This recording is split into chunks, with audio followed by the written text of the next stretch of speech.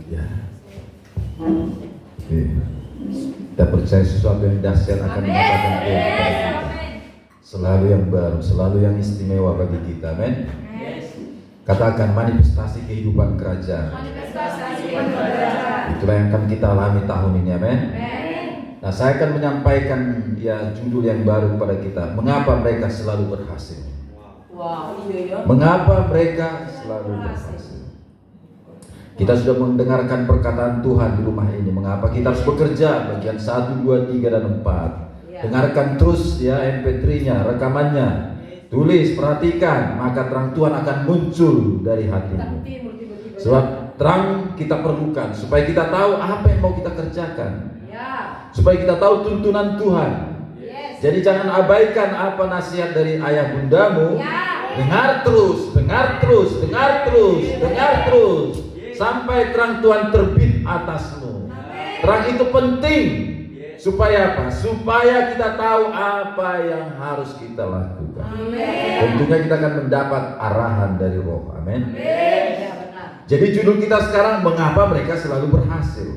Mari kita buka dulu Kejadian 39 ayat 2. Kejadian 39 ayat 2. Dapat? Di layar sudah ada? Sudah ya.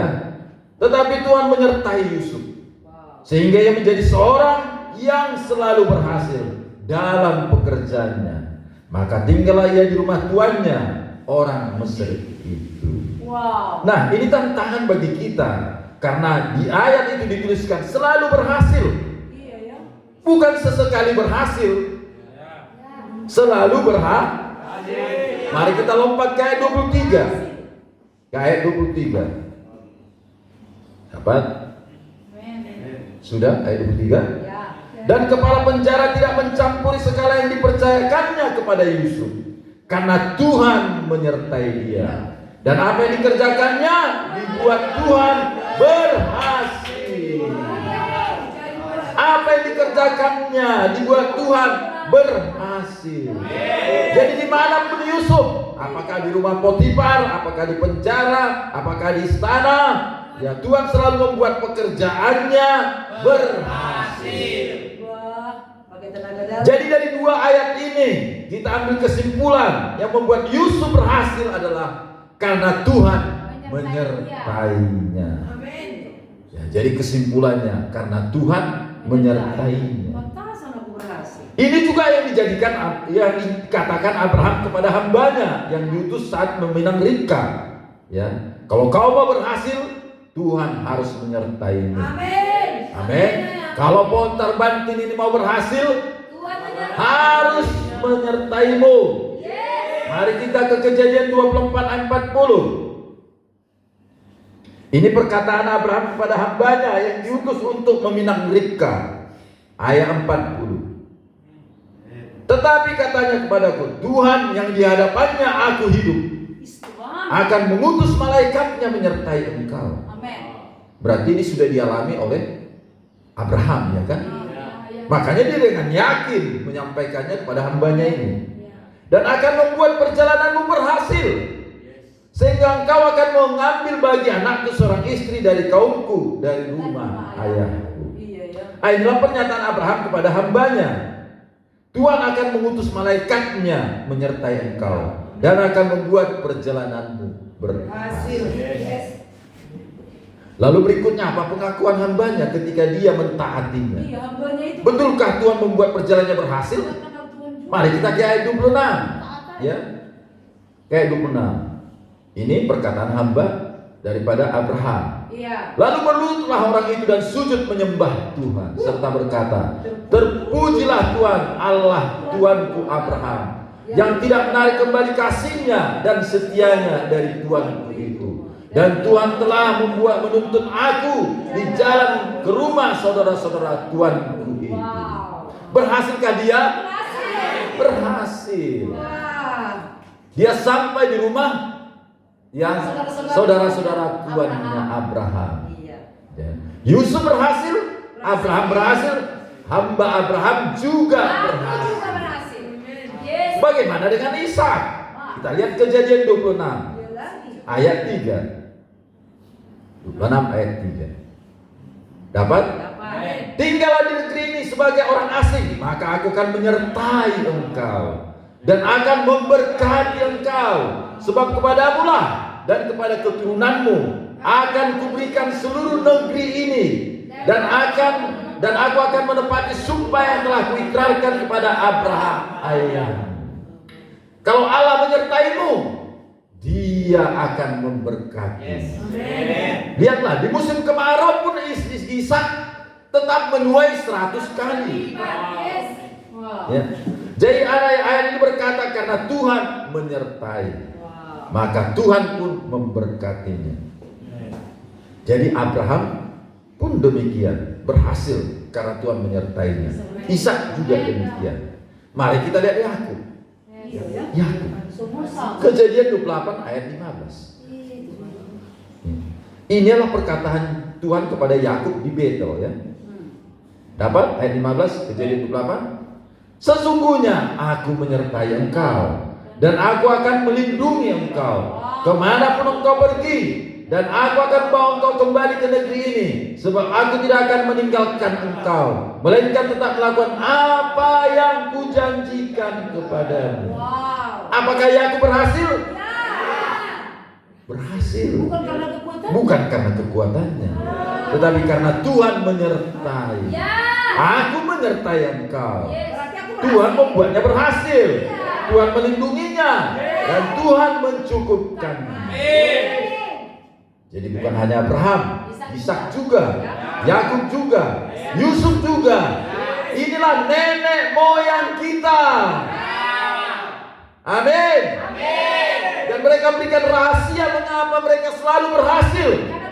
Karena Tuhan menyertai. Mari kita lihat Daud, ya. Bagaimana dengan Daud? Ya. 1 Samuel 18 ayat yang kelima. Dapat? 1 Samuel 18 ayat 5. Daud maju berperang dan selalu berhasil kemana juga Saul menyuruhnya, sehingga Saul mengangkat dia mengepalai para prajurit. Hal ini dipandang baik oleh seluruh rakyat dan juga oleh pegawai Saul. Amin. Nah, kita baca bersama-sama ayat 14, ya. Dapat? 1 Samuel 18 ayat 4. Daud berhasil di segala perjalanannya sebab Tuhan. Kenapa dia berhasil? Tuhan menyertai dia. Dahsyat sekali. Bagaimana dengan Yesus? Mari kita lihat di Kisah 10 ayat 38. Kisah para Rasul 10 ayat 38. Dapat? Yaitu tentang Yesus dari Nazaret. Bagaimana Allah mengurapi dia dengan Roh Kudus dan kuat kuasa. Dia yang berjalan berkeliling sambil berbuat baik dan menyembuhkan semua orang yang dikuasai iblis. Sebab Allah Yesus selalu berhasil membuat banyak mujizat. Amin. Melakukan perbuatan yang besar karena Allah menyertai dia. Jadi mudah kita temukan rahasianya. Mereka berhasil karena apa? Allah menyertai mereka. Jadi kalau Allah menyertaimu, Dia pasti memberkatimu.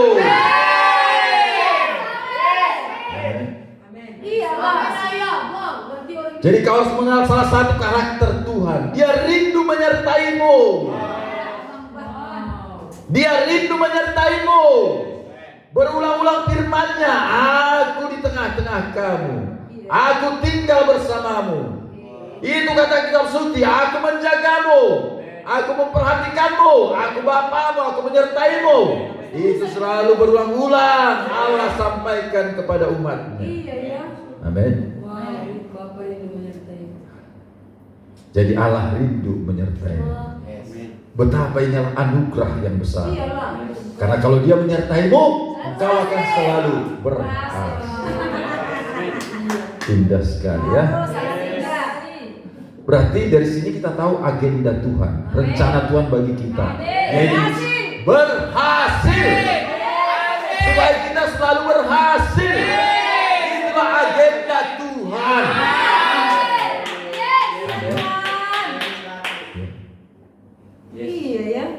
Bahkan Alkitab berkata, dia menjadikanmu biji matanya. Iya benar. Supaya apa? Supaya kita menjadi bagiannya. Dan supaya kita selalu diperhatikannya. Amin. Katakan, menjadi bagian dirinya. Dan selalu diperhatikannya. Itu sebabnya dia menjadikan kau biji matanya. Di mana itu tertulis? Ulangan 32 ayat yang ke-9. Mari kita baca Ulangan 32 ayat 9. Supaya kita tahu ayatnya. Jangan hanya kita klaim, tapi kita nggak tahu ayatnya di mana. Ya. Tetapi bagian Tuhan ialah umatnya. Yakub ialah milik yang ditetapkan baginya. Didapatinya dia di suatu negeri, di padang gurun, di tengah-tengah ketandusan dan auman padang belantara. Dikelilinginya dia dan diawasinya. Dijagainya sebagai biji matanya. Ya. Makanya siapa yang bisa melawanmu? Ya. Tak ada yang bisa mencelakakanmu. Dia harus berhadapan dulu dengan Tuhanmu. Ya. Siapa yang bisa melawan Tuhan? Siapa yang bisa menjamah yang dilindungi Tuhan? Karena dia menjadikanmu biji matanya. Wow, indah sekali. Bahkan kalian tahu saat dia menjelma menjadi manusia, dia dinamai Immanuel. Karena dia selalu rindu menyertaimu. Matius 1 ayat 23. Matius 1 ayat 23. Dapat? Nih ayat ke ayat ini ya. Sesungguhnya anak darah itu akan mengandung dan melahirkan seorang anak laki-laki. Dan mereka akan menamakan dia Immanuel. Yang berarti wow. Dia pengen kali menyertai kita ya. Kita mau kah? Saya mau teguh di batin kita. Benar-benar teguh di batin kita. Bahwa dia rindu bersama kita. Amin. Rindu menyertai kita. Rindu di tengah-tengah kita. Dan menjadikan kita biji matanya. Karena dia rindu engkau selalu berhasil. Dia rindu memberkatimu. Bahkan dia diberi nama Immanuel. Allah menyertai kita. Paham? Nah, saya mau mengupas sedikit sinonim daripada menyertai ini dalam bahasa Indonesia. Ya, catat dengan tepat. Ya, supaya kita semakin kaya dalam iman. Terjemahannya menyertai itu apa? Apa sinonimnya dalam bahasa Indonesia? Yang pertama, menyertai itu sinonimnya adalah menemani. Nomor 1, menemani. Kalian pernah menemani seseorang? Pernah. Ya, kemana? Kau temani terus. Berjalan kemana? Mengerjakan apapun, kau temani. Jadi Tuhan pun seperti itu dengan kita, menemani kita.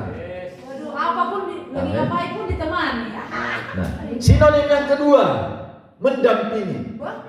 Wow. Tuhan mendampingi kita. Kemana kita pergi, di mana kita berada, ya. Apa yang kita kerjakan, dia selalu mendampingi. Berarti ke lapangan pun kita, dia mendampingi.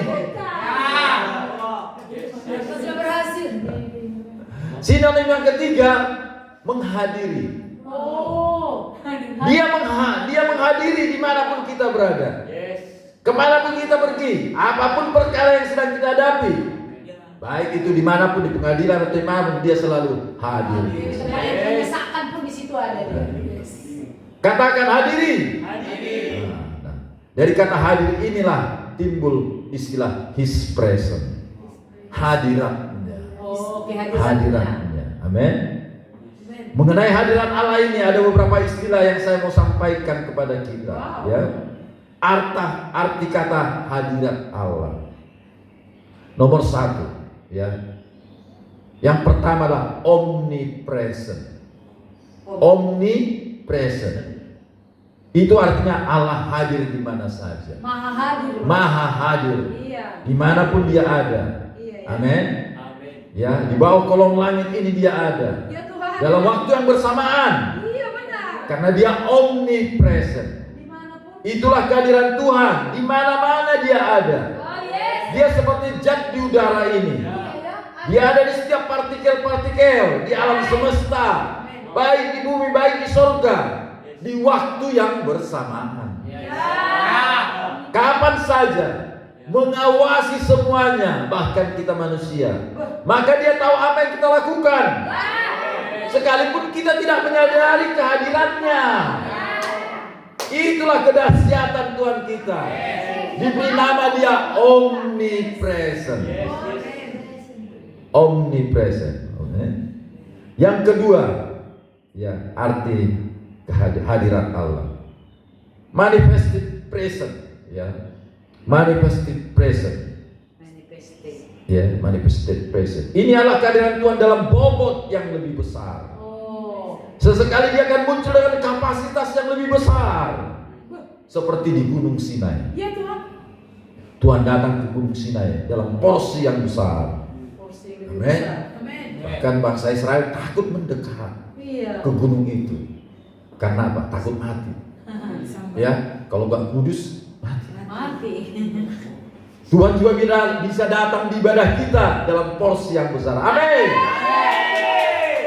Sampai kita tidak tahan berdiri dan kita tersungkur menyembahnya. Jadi dia datang dalam bobot yang lebih besar. Ketika Tuhan datang ke Gunung Horeb menghampiri Musa dalam semak yang terbakar. Ini namanya manifested presence. Kadang-kadang di suatu waktu, di satu tempat kehadirannya lebih besar. Amin. Itu namanya manifested presence. Yang ketiga, awesome presence. Wow, dahsyat. Awesome, ya, hadirat Allah yang mengagumkan. Ya, ini yang dikatakan Yakub di Betel. Ini adalah rumah Tuhan. Ini pintu gerbang surga. Karena apa? Dia kagum sekali. Sangat mendahsyatkan. Mengagumkan kehadirannya. Membuat kita kagum. Sehingga kita memuji dia saja. Kenapa? Mendahsyatkan kehadirannya. Awesome presence. Yang keempat, indwelling presence. Indwelling, ya, Tuhan di hatimu. Tuhan di dalammu. Masuk di hatimu. Masuk di dalammu. Dia hadir dimanapun kau hadir. Di mana kau ada, dia ada. Indwelling presence. Amen. Nomor 5, anointed presence. Anointed presence. Ini hadirat Allah yang dimanifestasikan lewat pengurapan. Oh, amin. Makanya kadang-kadang kita melihat kelepasan, kesembuhan terjadi. Amin. Anointed presence. Kehadiran Allah itu kita sebut presence of God. Amin. Presence of God. Nah, jadi kita kenali beberapa karakter kehadirannya.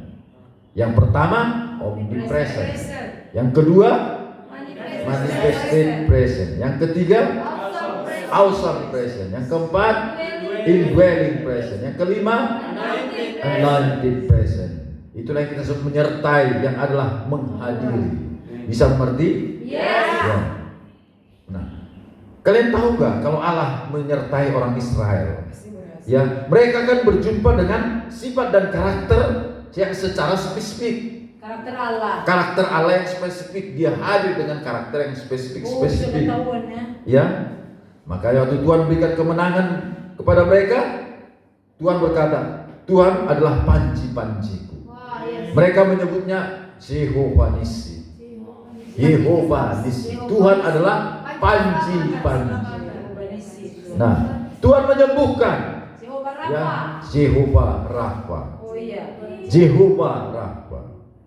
Tuhan menyediakan keperluan mereka. Jehovah Jireh. Ya. Jehovah Jireh. Tuhan Allah damai sejahteraku. Jehovah Salom. Ya, dan kalau mereka mengalami kebesaran Tuhan, mereka menyebutnya Jehovah Zebaoth. Jehovah Zebaoth. Itulah Tuhan alam semesta. Mereka menyebut lagi, ya, El Shaddai. Tuhan Maha Kuasa, El Shaddai, ya. Amin. Lalu mereka menyebutnya lagi Yehova Tsidkenu. Tuhan adalah kebenaranku. Tuhan adalah kebenaranku. Ya. Jadi orang Israel selalu mengenal Tuhan karena Tuhan selalu menyertai mereka. Amin dengan panjang. Jadi Allah selalu menghadiri di mana umatnya. Allah menghadiri di mana engkau ada. Apapun yang kau kerjakan, kemanapun kau pergi, Dia akan membuat perjalananmu selalu berhasil. Amin. Bisa kalian bayangkan bagaimana Joshua mengalahkan bangsa Amalek di padang gurun? Padahal orang Israel tidak dilatih untuk berperang. Iya, membangun piramidnya. Mereka tidak dilatih berperang di Mesir. Karena kalau dilatih berperang mereka di Mesir, berontak mereka. Iya. Ya. Tapi mereka bisa mengalahkan Amalek. Ya. Mereka hanya hanya penggembala budak di tanah Mesir. Tapi mereka bisa membinasakan bangsa Amalek. Pada saat tangan Musa terangkat, orang Israel menang. Mereka menyebut Jehovah Nissi, Tuhan panji-panjiku, Tuhan kemenanganku. Itulah nama-nama yang mereka sebutkan. Amin. Katakan menyertai, artinya menemani, mendampingi, menghadiri. Yang berikutnya nomor 4, menjadi bagian. Yang keempat artinya menjadi bagian. Ya, makanya dia menyebutmu biji matanya. Iya. Biji matanya, amin. Menjadi bagian. Oke. Berikutnya menyertai itu membawa guiding, tuntunan. Guiding, tuntunan, ya. Ya sama lah, ya. Guiding lah itu namanya. Yang berikutnya menuntun. Yang berikut membela. Amin. Bukan sinambela ya. Membela. Bukan bahasa Batak membela, sinambela bukan. Oke, kita ulangi. Menemani, mendampingi, menghadiri, menjadi bagian, membawa, menuntun, membela, dan yang terakhir melindungi. Melindungi. Ya.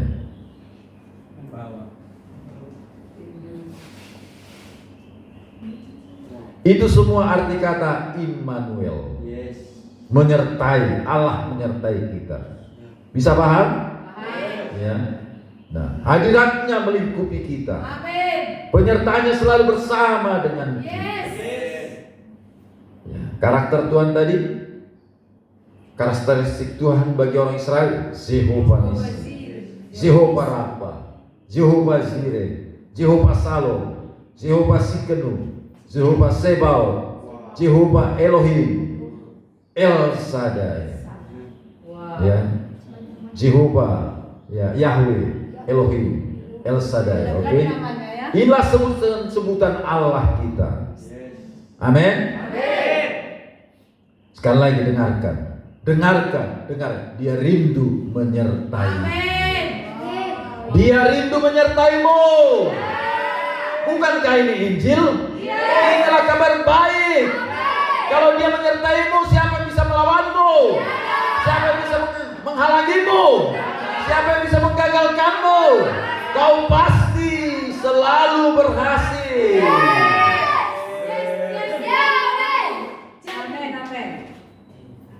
Makanya doa Musa apa? Waktu Tuhan mengutus dia, ya, apa katanya? Hanya satu doa yang paling krusial, ya, dari Musa. Tuhan, kalau Engkau tidak menyertai kami, jangan suruh kami berangkat. Karena tidak ada jaminan untuk mereka berhasil. Keluaran 33 ayat 12 kita buka dulu. Keluaran 33 ayat 12. Apa? 33 ayat 12 sampai 15. Lalu berkatalah Musa kepada Tuhan, Memang kau berfirman kepadaku, suruhlah bangsa ini berangkat, tetapi engkau tidak memberitahukan kepadaku siapa yang akan kau utus bersama-sama dengan aku. Namun demikian engkau berfirman, aku mengenal namamu dan juga engkau mendapat kasih karunia di hadapanku. Maka sekarang jika aku kiranya mendapat kasih karunia di hadapanmu, beritahukanlah kiranya jalanmu kepadaku, sehingga aku mengenal engkau, supaya aku tetap mendapat kasih karunia di hadapanmu. Ingatlah bahwa bangsa ini umatmu. Lalu berfirman, aku sendiri hendak membimbing engkau dan memberikan ketentraman kepadamu. Baca sama-sama ayat 15. Berkatalah Musa kepadanya, jika engkau sendiri tidak membimbing kami, janganlah suruh kami berangkat dari sini. Nggak mau saya. jadi jika engkau sendiri tidak membimbing kami, tidak menyertai kami, janganlah suruh kami berangkat dari sini. Karena Musa tahu kalau Yehova Zebaot menyertai mereka, mereka tidak akan pernah gagal, pasti berhasil. Amin.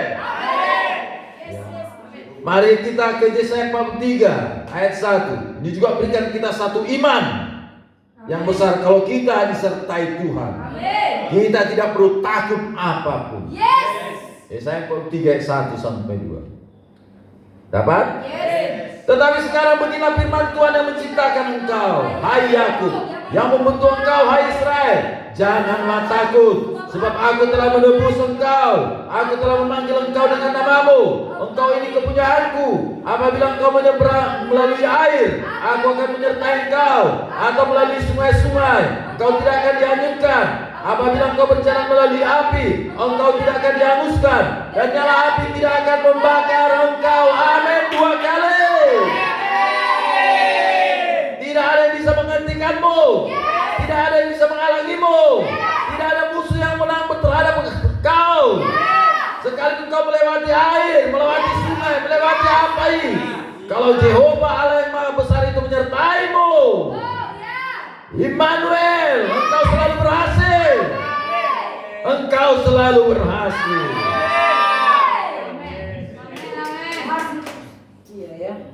Mari kita ke Roma 8 ayat 31 untuk menguatkannya. Inilah kalau Allah menyertai kita, karena Dia mengasihi kita. Roma 8 ayat 31. Ya, sama-sama baca. Sebab itu, apakah yang akan kita katakan tentang semua itu? Jika Allah di pihak kita, itu artinya Dia menyertaimu. Amin. Ayat 32. Yang tidak menyayangkan anaknya sendiri, tetapi yang menyerahkannya bagi kita semua. Bagaimana mungkin Dia tidak mengaruniakan segala sesuatu kepada kita bersama-sama dengan Dia? Kenapa? Karena engkau bagiannya. Amin. Kau biji matanya. Ayat 33. Siapa yang akan menggugat orang-orang pilihan Allah? Allah yang membenarkan mereka. Oh, haleluya. Jehovah Sikenu. Siapa yang akan menghukum mereka? Allah selalu hadir di mana kita berada. Ayat 34. Kristus Yesus telah mati, bahkan lebih lagi yang telah bangkit, yang juga di sebelah kanan Allah, yang maha bagi kita, pembela. Ayat 35. Siapakah yang akan memisahkan kita dari kasih Kristus? Penindasan atau kesengajaan atau penganiayaan atau kelaparan atau ketelanjangan atau bahaya atau pedang? 36. Seperti ada tertulis, oleh karena engkau ada dalam bahaya maut sepanjang hari, kami telah dianggap sebagai domba dalam sembelihan.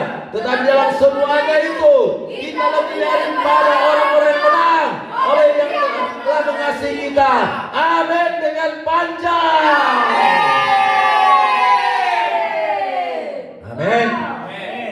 Baca kuat-kuat ayat 38. Sebab aku yakin, baik maut maupun hidup, baik malaikat-malaikat maupun pemerintah-pemerintah, baik yang ada sekarang maupun yang akan datang, atau kuasa-kuasa, baik yang di atas maupun yang di bawah, ataupun sesuatu makhluk lain, tidak akan dapat merusak kita dari kasih Allah yang ada dalam Kristus Yesus Tuhan kita. Kenapa? Karena Dia menyertaimu, menemanimu, mendampingimu, menghadirimu, menjadi bagian, melindungi. Katakan Allah Immanuel, Allah menyertaimu. Amin. 2 kali. Wow. Amin. Silakan duduk. Haleluya. Fotonya bukan kekuatan. Allah menyertai kita. Ya. Dia rindu menyertai kita.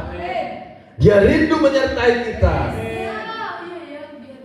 Nah, saya mau ke pertanyaan. Apakah semua orang mengalami penyertaan Tuhan?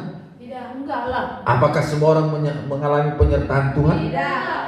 Jawaban saya tidak. Tidak. Ya. Ini harus tersingkap bagi kita. Amin. Supaya kau mengalami penyertaan Tuhan. Karena kalau kau mengalami penyertaan Tuhan, hidupmu pasti berbeda. Yes. Ya, lihat Mesir dan Gosen. Di Mesir kena tulah semuanya. Di Gosen mati, nggak ada. Makanya sebenarnya arti neraka adalah tempat di mana Tuhan tidak ada. Oh. Neraka adalah tempat di mana Tuhan tidak ada. Itu neraka. Tuhan udah neraka itu. Api punya pada Yesus itu berarti benar. Makanya mungkin di neraka tuh nggak apa-apa kalau ada Yesus. Iya. Amin. Nah, di mana tidak ada Tuhan, padang gurun di tanah tandus. Kalau Tuhan tidak ada dalam hidup seseorang, dia hidup seperti di neraka di bumi ini. Iya. Itu karena apa? Absence of God is hell. Absen tuh. Ya, ketika ketiadaan Tuhan adalah neraka. Amin. Makanya ya selalu apa? Selalu air itu disimbolkan dengan kehidupan. Ya, kalau gurun itu, gurun itu disimbolkan dengan apa? Neraka. Ketiadaan Tuhan, kering. Ya. Jadi kita harus menyadari bagaimana supaya aku disertai Tuhan. Karena tidak semua orang disertai Tuhan. Dari mana saya tahu tidak semua orang selalu berhasil. Kalau disertai tadi pasti berhasil. Tidak semua orang mengalami perlindungan. Ya. Waktu iblis datang kepada Tuhan, bagaimana kabar Ayub, kata Tuhan. Ya, kepada iblis. Dia sehat, dia makmur, dia kaya. Ya, engkau membuat tembok baginya di sekitarnya, tidak ada satu pun yang bisa menjamahnya. Karena apa? Karena Allah menyertai Ayub. Allah melindungi. Amin. Ya. Tapi tidak semua orang dilindungi. Ya. Karena bisa juga dijamah iblis. Amin. Tapi kalau kita bagaimana? Iblis menjamah biji matanya. Bisa enggak? Ya. Yesus berkata, engkau tubuhku. Kita tubuh Kristus. Ya. Makanya waktu Saulus menganiaya umat Tuhan, ya Yesus berkata, Saulus, mengapa engkau menganiaya aku? Padahal ya Tuhan di sorga. Tapi dia mengatakan umatnya ya adalah tubuhnya, biji matanya. Amin. Ya. Jadi kita harus mengerti akan hal itu. Jadi kita harus renungkan, apakah semua orang disertai? Tidak. Ya. Apakah semua orang Kristen disertai? Tidak juga. Kita harus tegas di sini. Ya. Tidak semua orang Kristen disertai. Tidak semua orang rajin ke gereja disertai. Bisa saja orang rajin ke gereja karena apa? Karena sesuatu. Karena ya baju baru. Karena mungkin ada yang ada cewek di situ yang mau dikejarnya. Jadi dia rajin ke gereja. Nah, iya kan? Kalau nggak ada itu udah pergi tuh, dia nggak ke gereja lagi. Ya. Jadi kalau ada seperti itu, wah, narik gasan mana tuh gereja? Rajin kali dia ke gereja.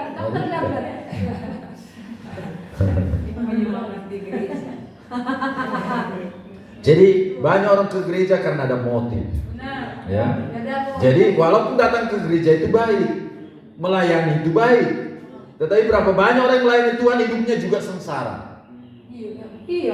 Karena kalau disertai Tuhan tadi pasti apa? Pasti berhasil kan? Gak mungkin sengsara kan? Ya. Ayah, kan ada drama sengsara membawa maut, membawa nikmat. Itu kan drama. Itu bukan kebenaran. Halo? Jadi tidak semua orang ke gereja. Saya tegaskan, tidak semua orang percaya. Ya, banyak orang percaya Yesus, tapi hidupnya hidupnya sengsara. Benar itu. Ya, hidupnya mencintai dunia. Ya, apa kata firman? Kalau kau mengasihi dunia, kasih Bapa tidak ada padamu, tidak ada dalam dirimu. Karena kita nggak bisa mengasihi dua Tuhan. Jadi saya mau menyampaikan rahasia supaya kita disertai Tuhan. Amin. Kita mau menyimpulkan dengan pernyataan Yusuf, karena Yusuf adalah orang yang selalu berhasil. Coba kita lihat pernyataan Yusuf, ya. Dari sini kita nanti akan ambil kesimpulan rahasia supaya selalu disertai Tuhan. Kejadian 45 ayat 5. Bagaimana dia dibuat Tuhan selalu berhasil? Ya, karena dia disertai. Ayat 5. Dapat? Kejadian 45 ayat 5. Tetapi sekarang janganlah bersusah hati dan janganlah menyesali diri. Ya. Ini perkataan saat kapan ini? Ngomong sama Ya. saudaranya. Dia sedang berbicara kepada saudara-saudaranya. Karena saudaranya pada saat itu dalam keadaan takut, karena mereka merasa bersalah kepada Yusuf. Tetapi Yusuf menenangkan saudara-saudaranya. Saya ulang, tetapi sekarang janganlah bersusah hati dan janganlah menyesali diri, karena kau menjual aku ke sini. Baca kuat-kuat. Dan untuk melihara kehidupanlah Allah menyuruh aku mendahului. Jadi kita tahu story-nya, ya kan? Kenapa Yusuf ke Mesir? Kenapa Yusuf di rumah Potifar? Kenapa Yusuf masuk ke sumur, ya? Ke penjara, ke istana Firaun? Karena itu bagian dari agenda Tuhan. Karena itu bagian dari agenda. Jadi bisa saja kau di lembah, itu agenda Tuhan. Tidak selamanya di atas.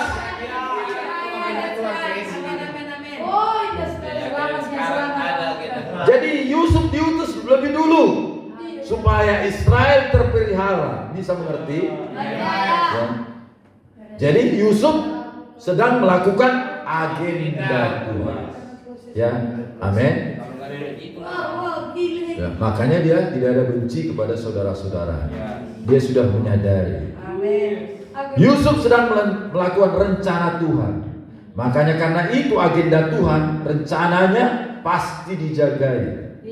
Inilah rahasia supaya Allah Immanuel bersama kita. Apa itu? Mereka yang sedang melakukan pekerjaan yang sedang diperintahkannya. Berarti bisa Ya. saja pekerjaan tapi bukan perintah Allah ya? Iya. Iya baik. Tuhan ada di situ ya. Jadi rahasia Immanuel adalah mereka yang sedang melakukan pekerjaan yang sedang diperintahkan. Jadi kau berada di pekerjaan yang sedang diperintahkan. Harus ada perintah. Amin. Dari pernyataan Yusuf tadi kita menyimpulkan. Amin. Mereka yang melakukan pekerjaan yang sedang diperintahkannya. Mereka yang melakukan pekerjaan yang sedang diperintahkannya. Bisa mengerti? Paham sekali. Ya. Karena kalau kerjaan yang kita buat sendiri nggak ada kuasa, nggak ada kuasanya, nggak ada capek. Jadi Yusuf di situ adalah melakukan pekerjaan yang sedang diperintahkan diperintahkan kepadanya. Tuhan. Agenda Tuhan. Agenda Tuhan. Jadi rahasia mereka disertai Tuhan. Mereka melakukan pekerjaan yang sedang diperintahkan. Wow. Nah, inilah yang harus kita lihat dengan baik-baik. Perhatikan. Harus kita bedakan melakukan pekerjaan Tuhan atau melakukan pekerjaan yang sedang diperintahkan Tuhan. Oh. Melakukan pekerjaan Tuhan dengan melakukan pekerjaan yang sedang diperintahkan Tuhan. Pekerjaan diperintahkan Tuhan. Kalau hanya pekerjaannya jalankan ke gereja aja. Karena melayani Tuhan itu pekerjaan. Iya. Tapi belum tentu itu sedang diperintahkannya. Iya. Ya, nanti akan kita lihat di Matius 7 ayat 21. Tuhan itu. Kita nggak bisa mengklaim kan pekerjaan Tuhan yang kulakukan. Iya. Ini kan pekerjaan Tuhan yang kulakukan. Iya. Orang. Tapi apakah itu sedang diperintahkannya kepadamu? Kalau kan nggak berhasil. Iya, Ya. seperti Yohanes yang kan disuruhnya jadi tidur pulang dulu. Amin. Bukan.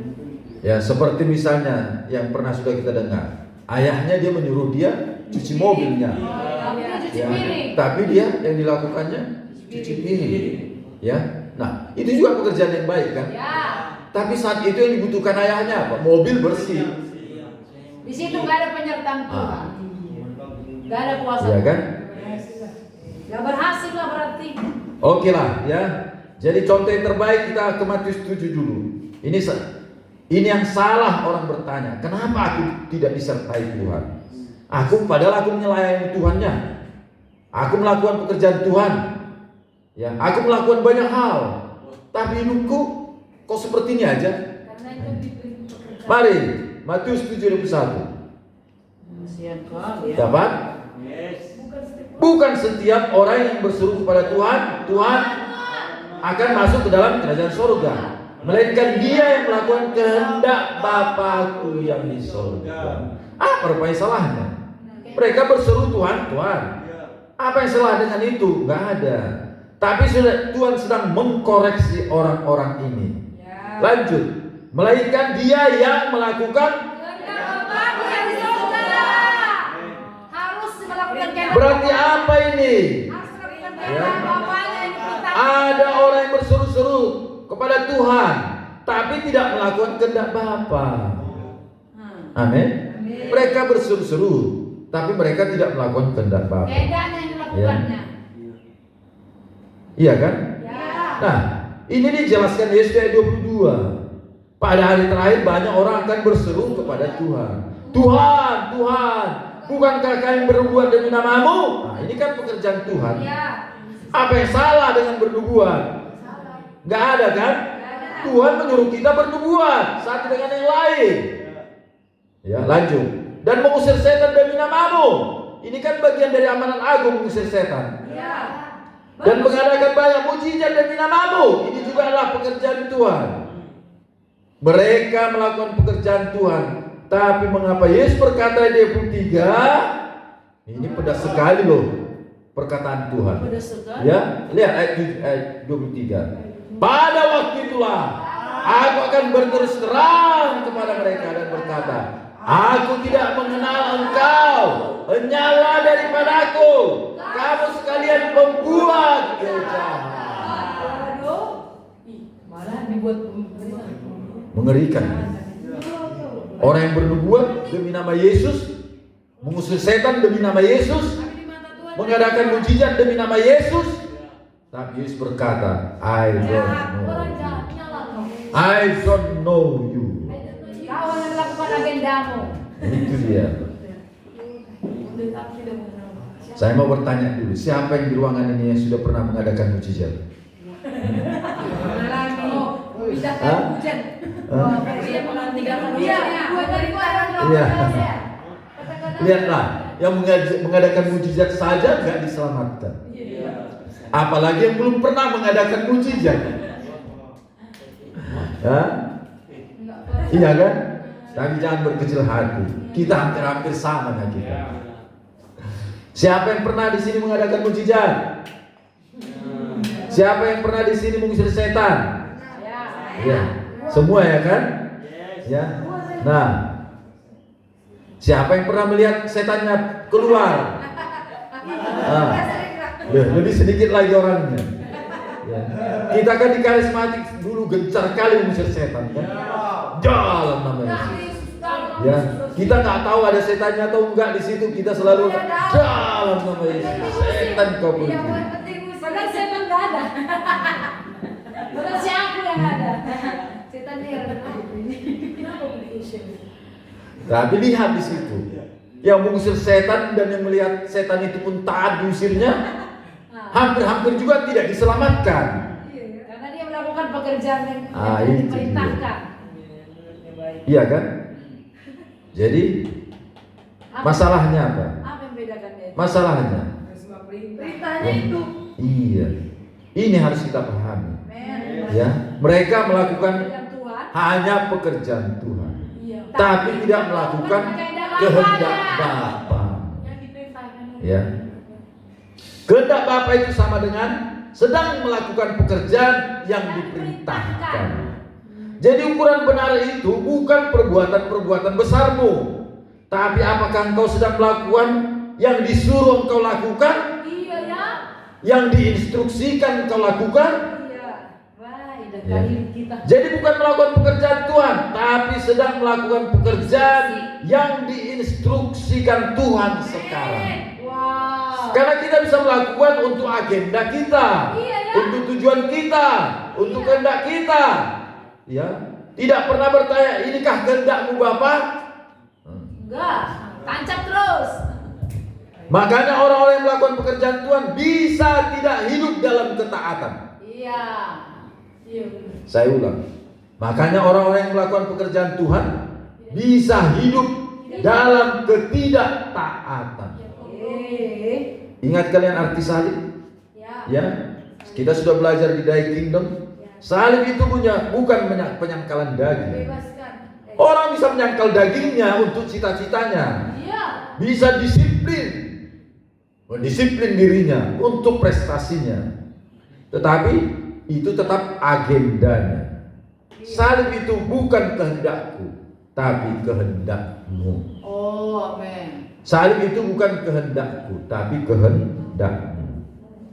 Jadi kita hidup melakukan kehendak Bapa, itulah salib. Ya. Kita melakukan kehendak Bapa, itulah salib. Iya. Ya. Mengerti apa? Pasti bertentangan dengan dia. Yesaya 14 ya berkata tentang Lucifer, aku hendak sampai 6 kali. Ya. Itu adalah angka manusia, angka 6 ya. Aku hendak. Tapi beda dengan Yesus. Yesus berkata, bukan kehendakku. Lainnya kehendak dia. Ya. Bukan aku hendak. Yes. Ya. Lucifer tadi, aku hendak naik. Aku hendak menyamai. Aku hendak mengatasi yang maha tinggi. Beda dengan Yesus. Dia berkata, aku hendak bukan kehendakku. Berkata bukan aku hendak. Yesus berkata bukan aku hendak. Tapi Ya. kehendakmu. Bukan kehendakku. Tadi aku hendak. Yang Lucifer aku hendak. Yesus bukan aku hendak. Benar. Iya kan? Bukan aku hendak sendiri. Itu namanya bukan aku hendak. Itu beda Yesus dengan Lucifer. Lucifer selalu berkata aku hendak. Tetapi Yesus selalu berkata bukan aku hendak. Bukan aku hendak. Bukan mauku Tuhan. Nah, bukan aku hendak, tapi kehendaknya lah yang jadi. Amin. Apakah kehendak Yesus ada? Ada. Ada jawabannya. Ada kehendak Yesus. Dan kita tahu Yesus itu Tuhan. Kehendaknya bukanlah yang jahat. Tapi dia berkata bukan aku hendak. Bukan kehendakku. Wow. Jadi bukan melakukan pekerjaan-pekerjaan yang hebat-hebat. Itu bukan ukuran. Karena orang bisa memiliki hasil yang banyak, tetapi tidak dalam ketaatan. Iya. Hati-hatilah untuk mengukur kebenaran adalah ketaatan. Ketaatan. Jadi mengukur kebenaran adalah ketaatan. Ya. Jadi kalau engkau yakin sedang melakukan, ya mungkin belum banyak hasilnya. Oh. Tapi kalau itu yang sedang Tuhan suruh, Allah menyertai. Yehova menyertai, melindungimu. Allah Immanuel bersamamu. Yes. Jadi bukan karena hasil sudah besar-besar tandanya Tuhan menyertaimu. Hati-hati kita di akhir zaman, di masa ini. Itu perangkap-perangkap musuh kita. Yes. Ya. Kadang kita menghargai orang dari hasil-hasil mereka.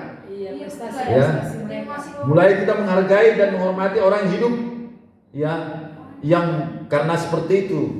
Tapi kita harus mulai mengerti di sini. Ya. Kita harus menghormati orang yang lebih hidup dalam ketaatan. Kita harus kagum kepada orang yang hidup dalam ketaatan. Jadi melakukan kehendak Bapa itu sama dengan melakukan pekerjaan yang sedang diinstruksikan. Karena itulah kehendak Bapa. Jadi bukan aku hendak, kata Yesus. Ya. Lucifer, aku hendak. Ya, jadi harus catat ya ini dengan huruf yang besar. Taruh di dahimu. Mengerti? Karena ini akhir zaman. Jangan sampai ketika datang hari penghakiman dia berkata aku tidak mengenalmu. Itu mengerikan sekali. Ya. Kenapa? Karena selama ini kita hidup di agenda kita. Ya. Mungkin kalian berkata diberkati kok aku. Banyak hartaku. Pelayananku besar. Ya. Dengarkan, karakter Tuhan sekali dia memberi, dia nggak akan mengambil lagi. Ingat itu. Jadi kau bisa diberkati. Iya kan? Tapi bisa Tuhan tidak menyertaimu lagi. Karena dia bukan Tuhan yang mengambil. Ya. Makanya ada orang melakukan tentang pekerjaan Tuhan sepertinya tidak ada yang kurang. Tidak ada yang kurang. Tetapi apa? Tuhan sudah meninggalkannya. Tuhan tidak menyertai dia lagi. Kalian mengingat Saul? Iya kan? Saul. Dia masih raja. Ya. Iya kan? Tapi Tuhan sudah mundur dari dia. Sudah mundur. Padahal tetap dia raja puluhan tahun berikutnya. Ya. Kalau kita ingat-ingat umur 16, kira-kira umur 14 16 lah Daud diurapi. Baru umur 30 tahun dia ya resmi menjadi raja. Berarti sekitar 16 tahun juga Saul tetap menjadi raja. Tapi tidak ada penyertaan Tuhan.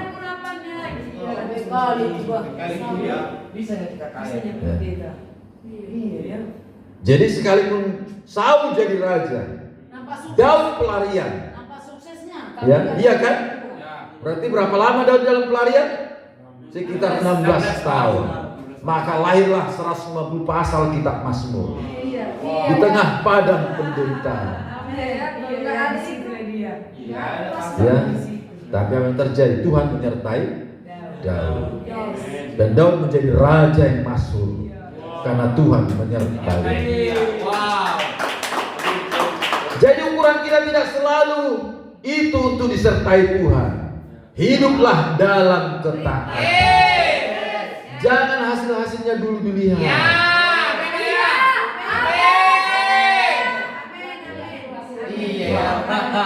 Daud masih dalam proses. 16 tahun dia dalam proses. Kami dalam proses 7 tahun. Seperti aku Jadi kalau itu proses, selesaikan tugasmu. Amin. Ya. Makanya kita harus berhati-hati di akhir zaman. Jadi apa yang buat kita disertai Tuhan?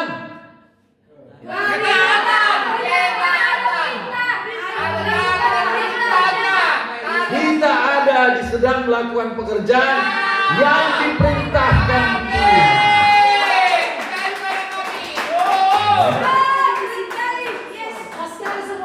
Ya.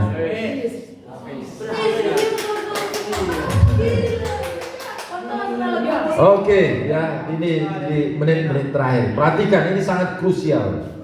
Ya, bagaimana kita sekarang sedang melakukan pekerjaan Tuhan. Pekerjaan Tuhan banyak. Bagaimana supaya aku sedang? Bukan hanya melakukan pekerjaan Tuhan, tapi sedang dalam ya, perintah. sedang dalam perintah. Ya, bagaimana aku tahu? Dengarkan ayat. Mari kita ke Amos 3 ya. Kalau tidak dalam Amos 3 ayat 7. Ya. Makanya kita sangat diberkati karena kita tahu yang sedang Tuhan kerjakan saat ini. Agendakan saat ini. Amin. Amos 3 ayat 7. Inilah kuncinya. Engkau melakukan pekerjaan yang sedang diinstruksikan Tuhan. Bukan hanya melakukan pekerjaan Tuhan. Banyak sekarang orang mengklaim dia mengerjakan pekerjaan Tuhan, melayani Tuhan. Ya, ukurannya tidak seperti itu. Ukurannya lah ketaatan kepada apa yang sedang diagendakan Tuhan. Ya. Makanya ketika kita mentaati Tuhan, itu bisa jadi tidak populer. Iya. Ya. tidak diterima masyarakat luas. Tapi kita harus taat. Karena inilah yang disebut sedang melakukan. Amin. Mari, Amos 3:7. Gak populer Udah? jemaatnya sedikit kali. Sungguh Tuhan Allah tidak berbuat sesuatu tanpa menyatakan keputusannya kepada para nabi. Jadi rencana Tuhan itu, agenda Tuhan itu ditaruhnya di nabinya, di hambanya. Bagaimana dengan kita? Jadi supaya kita tahu apa agenda Tuhan 2025 di hari-hari yang kita jalani ini, kita harus tahu siapa nabi Tuhan, siapa yang diutus Tuhan kepadamu.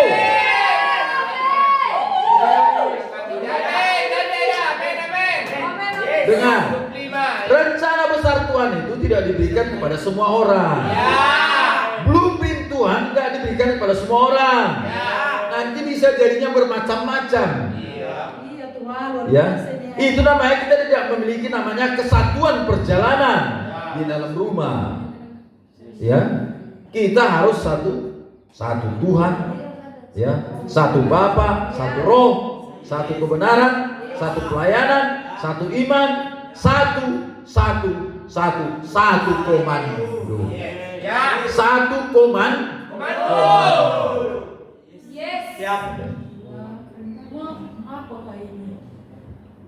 Waktu Nehemia membangun tembok, ya, kalau nggak satu komando, bisa nggak? Gak jadi, gak jelas. Kalau semua mengaku-ngaku, Iya. ya, Komando. Mana yang mau diikuti? Mana yang didengarkan? harus satu komando. Ya. Amin. Itulah di rumah kita. Yes. Ya, jadi harus satu. Nah, jika kita harus memahami bahwa ini ditaruhnya di dalam nabi-nabinya, amin. Hamba-hambanya yang diutusnya. Ini juga disimpulkan Petrus, ya, di Kisah 3 ayat 22. Diulangi Petrus ketika dia khotbah, ya. Kisah Rasul 3:22. Ini setelah terjadi revival di Yerusalem, kebangunan rohani di Yerusalem. Kisah para Rasul 3:22. Bukankah telah dikatakan Musa, Tuhan Allah akan membangkitkan bagimu seorang nabi dari antara saudara-saudara, sama seperti aku. Dengarkanlah dia dalam segala sesuatu yang akan dikatakan kepadamu. Musa ini siapa? Nabi yang diutus Tuhan. Hidupnya 1500 tahun sebelum Yesus. Iya kan? Tapi Tuhan selalu mengutus nabi-nabinya. Bukan hanya Musa. Sekiranya kalau kita hidup di zaman Musa, ya, kita bisa saja juga tidak sedang, ya, mematuhi Musa. Ya kan?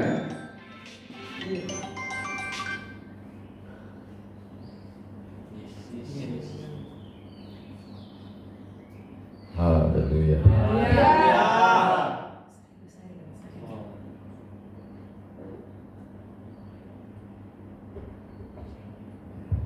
Oke.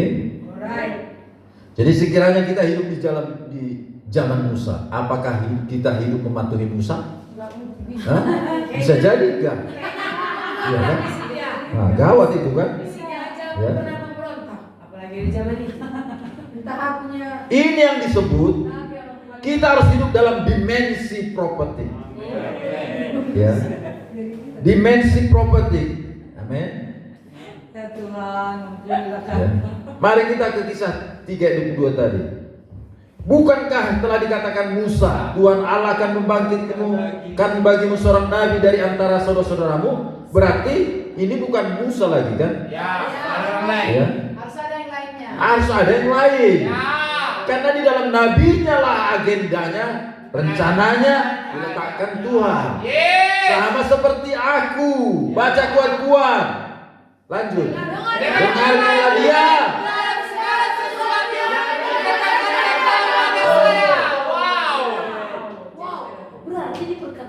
Jadi kalau nggak ada nabinya sekarang gimana jadinya? Akhirnya semua orang melakukan apa yang benar menurut dia. Apa yang benar menurut dia. Suka-suka dia lah menafsirkan Alkitab itu. Ya kan?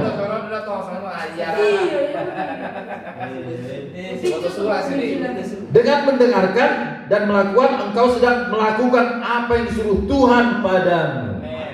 Amin. Haleluya. Pada masa itu Musa, pada masa murid-murid Yesus. Tapi setelah Yesus siapa? Rasul-rasulnya. Ada nabi-nabinya. Ada Bapak Rohani. Lihat, Paulus dikenal jemaat pada saat itu adalah Bapak Rohani. Amin. Paulus dikenal jemaat yang dibangunnya adalah Bapak Rohani. Tapi intinya prinsipnya itu sama. Selalu ada orang yang diutus supaya umat Tuhan selalu ada di agenda Tuhan.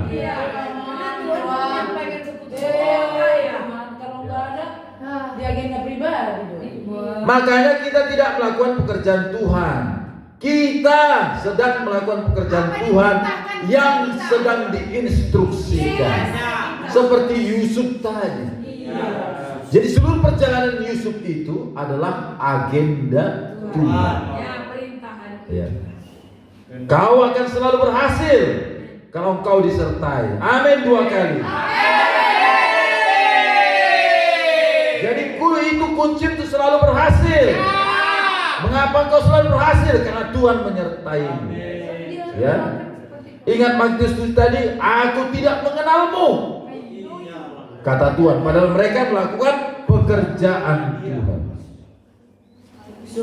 Ya, silakan dulu.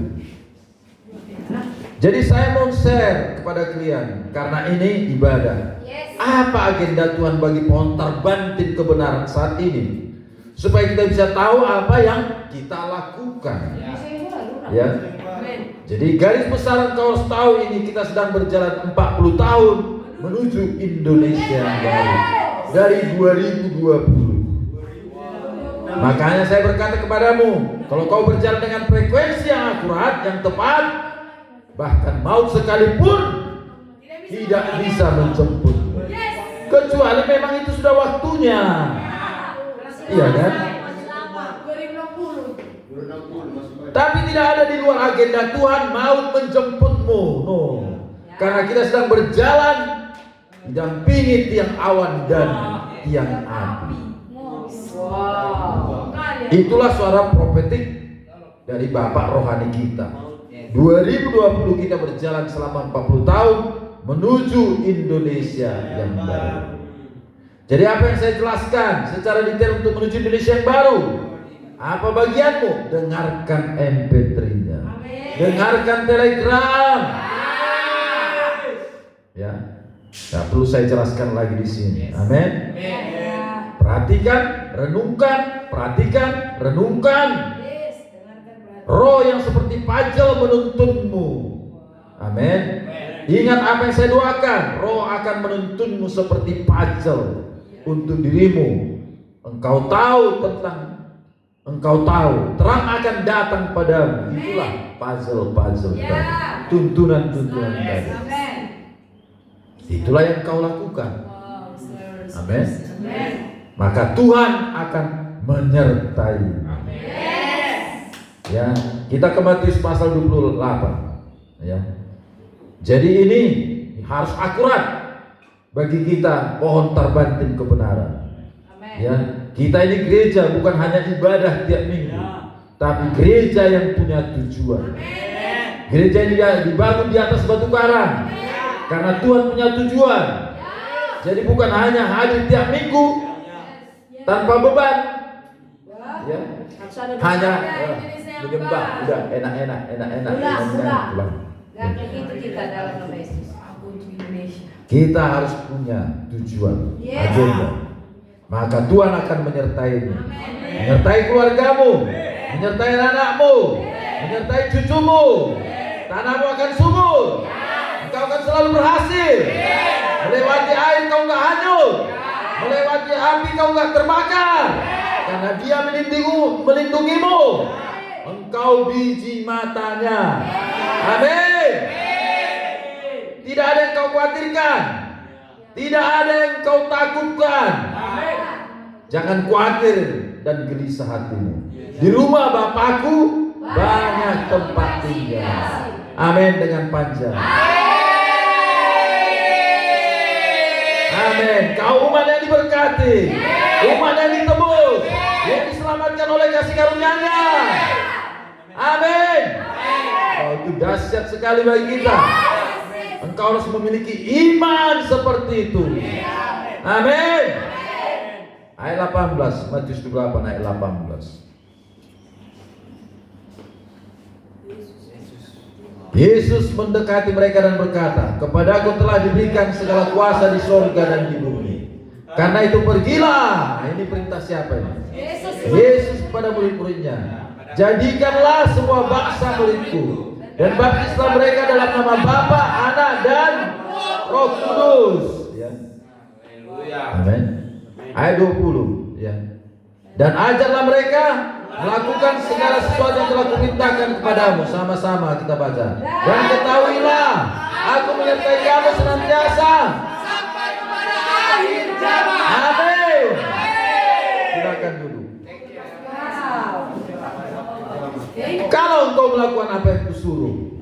Karena pada saat itu Yesus berkata pada murid-muridnya, "Pergi ke segala bangsa. Dan kalau engkau taat melakukannya, aku menyertaimu senantiasa. Sekalipun kau melewati air, kau enggak akan hanyut. Sekalipun kau melewati api, kau enggak akan terbakar." Ya. Kita ke Markus 16 ya. Ini yang sama ya, ayat 15. Ya, perintah amanat agung. Kalau mereka mentaati, kita sekarang juga mentaati Indonesia yang baru. Ini contoh kalau kita taat. Amin. Yang sedang disuruhkan Tuhan. Sedang Tuhan suruhkan, Dia menyertai. Amin. Jadi semua yang kau kerjakan untuk Indonesia. Amin. Kau jadi pohon kehidupan. Amin. Kau bisa berkuasa. Ayat 15, Markus 16 ayat 15. "Lalu Ia berkata kepada mereka, pergilah ke seluruh dunia, beritakanlah Injil kepada segala makhluk. Siapa yang percaya dan dibaptis akan diselamatkan, tetapi siapa yang tidak percaya akan dihukum. Tanda-tanda ini akan menyertai orang-orang percaya. Mereka akan mengusir setan-setan demi namaku. Mereka akan berbicara dalam bahasa-bahasa yang baru bagi mereka. Mereka akan memegang ular, dan sekalipun mereka minum racun maut, mereka tidak akan mendapat celaka. Mereka akan meletakkan tangannya atas orang sakit, dan orang itu akan sembuh." Ya, ini adalah perintah Tuhan kepada mereka. Ayat 19 ya 20 kita baca. "Sesudah Tuhan Yesus berbicara demikian kepada mereka, terangkanlah ayat keseluruhan, lalu duduk di sebelah kanan Allah." Ayat 20 ini indah sekali. "Mereka pun pergi, katakan di seluruh penjuru, dan Tuhan turut bekerja dan meneguhkan firman itu dengan tanda-tanda yang menyertai." Iya, mereka pun pergi, berarti taat melakukannya yang sedang diperintahkan Tuhan. Dan Tuhan bekerja. Ini artinya apa? Tuhan menyertai. Tuhan yang bekerja meneguhkan firman yang kau sampaikan. Karena menyertai artinya menemani, mendampingi, menjadi bagian, menghadiri. Makanya Tuhan yang membuat pekerjaan Yusuf berhasil. Tuhan meneguhkan firman yang disampaikan rasul-rasulnya. Makanya kalau kau sedang melakukan pekerjaan Tuhan sekarang, Tuhan akan membuat semua pekerjaanmu berhasil. Amin. Amin. Haleluya. Inilah umat yang properti. 1 Tawarik 12 ya, ayat 32. Pohon terbangkit kebenaran adalah umat yang properti. Bukan melakukan sirabas. Ya, apa sirabas? Lain rap-rap aja semuanya ya. Itu bahasa Inggris ya. Hantam kromo. Ya. tapi melakukan dengan akurat seperti yang Tuhan suruh. Ya, itulah benar. Itulah umat yang profetik. Itulah kita. Ya. Umat Israel memiliki satu suku yang profetik. Wow. Sehingga mereka tahu apa yang mereka lakukan. Oh iya. Karena kalau mereka melakukan tidak tahu saatnya, itu namanya melakukan pekerjaan yang sedang, ya bukan yang sedang Tuhan kehendaki. Iya. Jadi ada satu suku di Israel, ya, yang tahu, ya, apa yang harus mereka lakukan. 1 Tawarik 12:32. Mari kita baca, ya. Dari Bani Isakar, orang-orang yang mempunyai pengertian tentang saat-saat yang baik. Jadi yang pertama harus kita tahu adalah waktu. Amin. Kalau cerita, oh ya, musim adalah cerita waktu. Kita nggak bisa melakukan salah waktu, nggak ada gunanya. Iya. Ya, iya kan? Kita musim Jadi yang pertama lah waktu Tuhan. Katakan ini musim yang baru. Makanya kita tidak mengulang yang puluhan tahun yang lalu. Ini musim baru. Engkau harus tahu, saudara. Oke? Saya ulang. Dari Bani Isakar, orang-orang yang punya pengertian tentang saat-saat yang baik, sehingga mereka mengetahui apa yang harus diperbuat orang Israel. Jadi ini melakukan yang tepat, melakukan yang dikehendaki Bapa. Pertama mereka harus tahu waktunya, baru mereka melakukan. Bukan asal melakukan. Inilah prophetic. Dan gereja harus dibangun di atas dasar dimensi prophetic ini. Kalau tidak, gereja itu bisa kehilangan agenda Tuhan. Ya. 200 orang kepala dengan segala saudara sesukunya yang di bawah perintah mereka. Harus dibawa perintah mereka.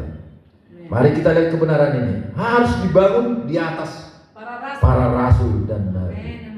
Ya, Efesus 2:20. Ya, jadi gereja harus dibangun di atas ini para rasul dan nabi. Mereka harus memiliki kemampuan prophetik untuk tahu saat dan waktu Tuhan. Dimensi nabi harus menjadi dasar dari gereja. Supaya tidak hanya melakukan tetapi sedang melakukan. Ya. Efesus 2:20. Kita baca sama-sama. Dibangun di atas dasar para rasul dan para nabi, dengan Kristus Yesus sebagai batu penjuru. Nah, inilah gereja yang benar. Gereja harus dibangun dengan kacamata prophetik para nabi. Lalu rasul mengeksekusinya. Oh iya. Itu seperti kita buat bangunan. Ada arsitek dulu kan, baru teknik sipil. Arsitek itu prophetik, melihat, menggambar, membuat blueprintnya. Baru teknik sipil mengeksekusinya. Kalau tidak ada blueprint, ya, gimana teknik sipil membangun? Dibangunnya yang besar, rupanya yang diinginkan rumah kecil, rugilah. Jadi yang benar nabi dan rasul. Katakan nabi dan rasul. Nabi melihat, rasul mengeksekusi. Gereja harus seperti itu. Jadi bukan hanya sekedar melakukan, ya, tapi harus sedang melakukan yang diinstruksikan. Maka engkau akan disertai Tuhan. Amin. Paham? Mari bangkit berdiri. Ya. Sembah dia 1-2 menit. Ya. Haleluya. Bersyukurlah kepada Tuhan, sebab engkau diberikan nabi ini, orang yang diutus